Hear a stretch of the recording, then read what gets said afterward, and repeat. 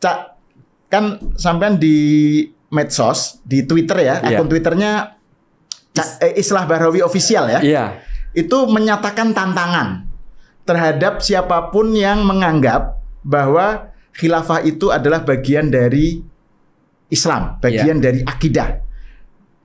Bisa dijelaskan nggak, Cak, kenapa sampai begitu tegas sikap seperti itu? Ya karena kita belajar sejarahnya.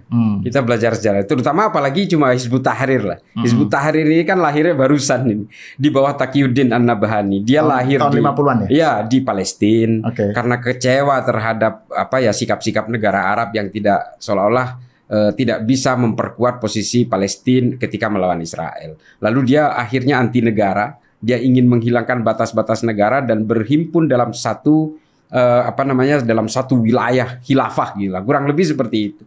Lalu kemudian cita-cita ini diglorifikasi sedemikian rupa, tapi persoalannya kan memang semua kelompok-kelompok yang menunggangi Islam dengan cita-cita politik ini, daulah khilafah Islamiyah ini kan kemudian berkembang dalam berbagai firqah. Ada yang membentuk menjadi kelompok-kelompok jihadis berbasis sekte ya, sekte kelompok yang akhirnya berbasis jihadis, kekerasan. Ada yang juga lewat firqah-firqah yang lebih mengutamakan tarbiyah. Ada juga yang haroki siasah dan sebagainya. Ini kan kemudian berkembang secara luar biasa, tapi kemudian justru semakin melencengkan dari basis Islam itu sendiri. Islam ini kan secara fitrah adalah satu bejana untuk menghargai manusia, berbasis kemanusiaan, kedamaian, berbasis cinta. Karena Nabi kan menekankan bahwa Islam ini adalah agama yang harus bisa menjadi rahmat bagi seluruh alam semesta. Tapi kemudian ketika ini tergiring ke arah politik, kepentingan-kepentingan politik, kan pada akhirnya Islam berpecah belah. Nah, kalau kita mau berbicara khilafah secara genealogis, yang kemudian diklaim ini adalah sistem politik buatan Tuhan, itulah mengapa mereka menganggap bahwa khilafah ini adalah buatan Allah. Oleh karena itu mereka membawanya ke ranah akidah, ke ranah keimanan. Padahal ini kan persoalan-persoalan kesepakatan saja. Ini fikih. Sama seperti hukum-hukum fikih yang kemudian ada ijma dan sebagainya. Nah, ini yang kemudian offside-nya kelompok ini. Makanya saya nantang, mari kita debat. Mari kita diskusi soal ini. Kita harus selesaikan secara diskursus keilmuan, baik secara historik, secara empirik. Seperti apa sih khilafah ini? Kita harus berikan penyadaran kepada masyarakat. Jangan kemudian masyarakat dijejali seolah-olah khilafah ini adalah gemilang, coming from the sky, gitu ya. Datang dari langit. Muhammad Al-Fatih menaklukkan Konstantinopel, lalu seolah-olah Islam ini, umat Islam di seluruh dunia menjadi makmur gara-gara itu. Tidak. Aftermath-nya pada akhirnya Islam ya begini-begini aja. Dan kita harus memberi penyadaran kepada masyarakat bahwa ini bukan buatan Tuhan, ini buatan bangsa Romawi kok.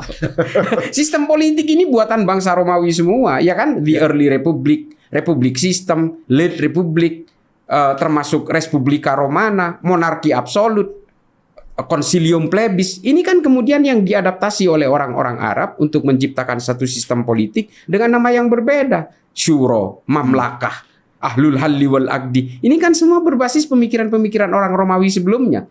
Lah, sekarang kelompok-kelompok ini, Hizbut Tahrir mengatakan ini buatan Allah gitu.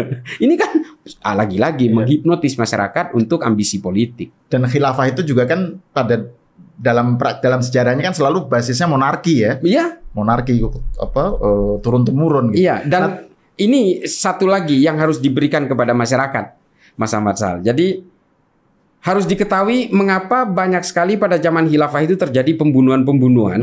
Begitu gampangnya rakyatnya membunuh pemimpinnya, termasuk pembunuhan terhadap Sayyidina Utsman, Sayyidina Ali, pembunuhan-pembunuhan terhadap khalifah-khalifah di Eropa dan sebagainya. Itu karena memang batas kekuasaan mereka ini kan umur.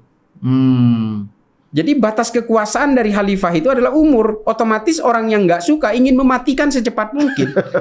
Iya kan? Nggak bisa lewat pemilu ya? Iya, kok sistem seperti ini kok bisa dikatakan ciptaan Allah itu loh. Ya. Nah itu kan menarik ya. Kembali ke soal 1 abad NU ini kan keputusan yang dikeluarkan oleh, bayangkan, Nahdlatul Ulama, oleh sejumlah sekian banyak ulama yang tentu saja mendasarkan kepada pandangannya kepada Quran dan hadis, kepada Islam. Terus mereka menganggap bahwa khilafah itu bukan bagian dari agama, karena yang seperti Cak Islah bilang itu adalah ya soal konsensus, soal soal politik lah gitu. Terus ini dicoba mentahkan oleh Profesor Suteki, oleh sejumlah orang ex-HTI itu ya, bahwa mereka ini seakan-akan lebih tahu tentang Islam ketimbang para ulama NU ini. Nah, ini gimana tuh mereka melihat begitu? Maksudnya mereka ngelihat NU itu bukan Islam apa gimana? Saya kadang-kadang memang heran kepada mereka bahwa ke fikih peradaban yang dirumuskan oleh NU kemarin itu bukan hanya keputusan dari ulama-ulama NU secara regional saja. Banyak sekali ulama-ulama dari Mesir, dari Suriah, dari Libanon semua hadir. Ya, internasional merumuskan bahwa sepakat dengan NU bahwa fikih peradaban ini dibuat karena memang terjadi nilai-nilai yang sifatnya degradasi dari nilai keislaman sendiri ketika bersentuhan dengan mimpi-mimpi khilafah ini. Kan sama. ISIS yang brutal itu juga punya mimpi khilafah. Sama. Al-Qaeda juga punya mimpi khilafah. Al-Qaeda dan ISIS bermusuhan. Dua-duanya mengaku Islam, dua-duanya mengaku paling benar, padahal ajaran-ajarannya kurang lebih sama, cita-cita politiknya sama. Nah, inilah kemudian yang harus kita lakukan upaya resistensi, karena kalau cita-cita impian khilafah ini diteruskan, pada akhirnya bukan hanya merusak peradaban manusia, tapi justru memecah belah orang Islam sendiri. Sama seperti kejadian-kejadian khilafah secara historik pada zaman dulu. Sunni dan Syiah, tadinya itu satu aja. Tidak ada entitas lain pada zaman itu, tidak ada firqah lain. Semuanya jadi satu. Tapi karena persoalan-persoalan politik, akhirnya Sunni dan Syiah bermusuhan hingga hari ini. 1400 tahun coba, bayangin. Nah, persoalan-persoalan politik inilah yang berusaha diredam oleh NU lewat fikih peradaban ini, bahwa tidak boleh agama ini selalu digiring paksa ke arah kepentingan-kepentingan politik, baik secara global maupun regional. Nah, otomatis ya kita harus mulai berpikir bahwa ya kalau kita ingin supaya Islam ini terus bertahan dengan daya tarik kedamaian, kemanusiaan, ya memang harus lepas dari cita-cita politik itu. Nah, ini yang tidak dipahami oleh Profesor Suteki, termasuk Felix Xiao. Bahkan mereka ini kan saking terbiusnya oleh ideologi seperti ini, sampai mengatakan bahwa bela tanah air pun tidak ada dalilnya dalam Islam. Ini kan betul-betul anomali. Lalu perang-perang yang dilakukan oleh Nabi menghadapi kafir Quraisy itu apa? Sementara Nabi melibatkan orang Kristen, orang Yahudi di Madinah untuk ikut serta dalam perang. Karena ini adalah bela tanah air. Akhirnya apa? Upaya-upaya untuk mendevaluasi nilai kedaulatan negara dilakukan juga oleh mereka. Jadi suatu saat nanti, hari ini mungkin mereka masih dengan pola-pola damai bergerak dari kampus ke kampus. Tapi pada akhirnya kalau ideologi seperti ini dibiarkan berkembang luas, pada akhirnya mereka juga akan memikirkan eskalasi menuju arah revolusi.